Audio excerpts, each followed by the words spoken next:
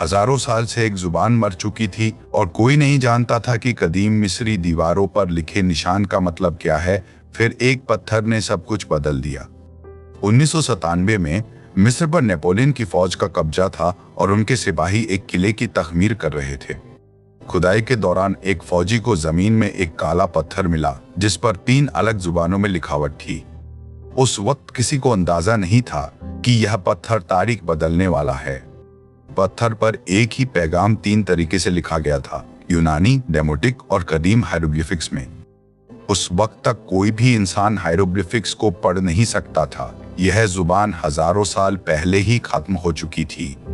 दीवारों पर बने अजीम निशान सिर्फ खूबसूरत तस्वीरें समझे जाते थे जिनका कोई मतलब नहीं था। लेकिन इस पत्थर ने पहली बार एक चाबी दी, क्योंकि यूनानी हिस्सा तो पहले से ही पढ़ा जा सकता था। दुनिया भर के स्कॉलर्स ने इस पत्थर पर काम शुरू किया, इस उम्मीद में कि वो पुरानी जुबान को समझ पाएंगे। एक फ्रांसीसी नौजवान ज़ाफ्रांसवा शैम्पोलियो ने इस काम में अपनी पूरी जिंदगी लगा दी। उसने देखा कि कुछ निशान सिर्फ तस्वीरें नहीं बल्कि आवाजों को भी दर्ज करते हैं।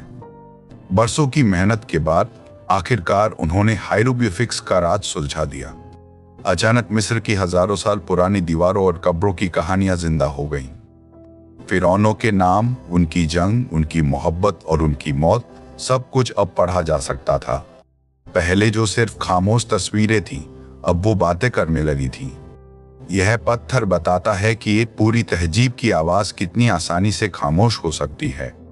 सदियों तक मिस्री लोग अपनी जुबान भूल गए और उनके अपने पुरखों की कहानियां उनके लिए अजनबी बन गईं।